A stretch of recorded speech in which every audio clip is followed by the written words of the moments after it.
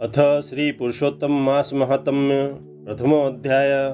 एक बार अनेक ऋषि मुनि नैमिषारण्य तीर्थ जाकर यज्ञ करने को उद्यत थे, तो उसी समय श्री सूत जी तीर्थ यात्रा के निमित्त भ्रमण करते हुए अपने शिष्यों सहित वहां पधारे।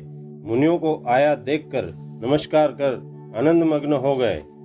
वक्कल वस्त्र पहने, यानी कि पेड़ों की छाल के वस्त्र पहने, प्रसन्न मुख, शांत, परमात्म में निपुण, चंदन से शोभायमान, तुलसी की माला तथा अनेक का मुकुट धारण किए हुए महाशरणम इस अद्भुत मंत्र को जपते हुए सूत जी को देखकर नैमिषारण्य के महर्षि उठकर खड़े हो गए। मुनियों ने हाथ जोड़कर कहा कि हे सूत जी महाराज, हम सबकी भगवान की अद्भुत कथाओं को सुनने की बहुत इच्छा है। तब सूत जी ने प्रसन्नता से सब ऋषियों के आगे हाथ जोड़कर नमस्कार किया।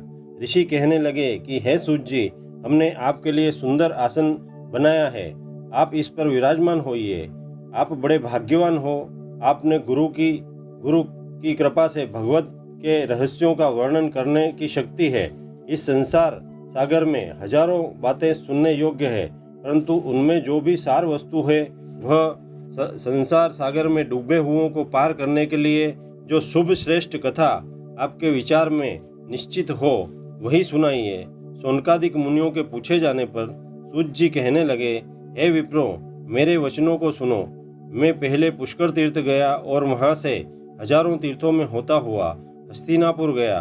वहां राजा परीक्षित अपने राज्य को छोड़कर अनेक महापुण्यवान ऋषियों के साथ गंगा के किनारे जा रहे थे। उनमें अनेक सिद्ध योगी और महासिद्ध मुनि थे।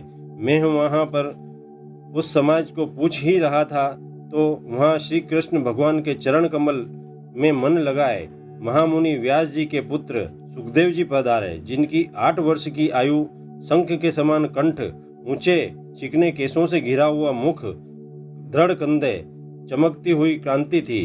वह अवधूत वेशधारी ब्रह्म स्वरूप थे।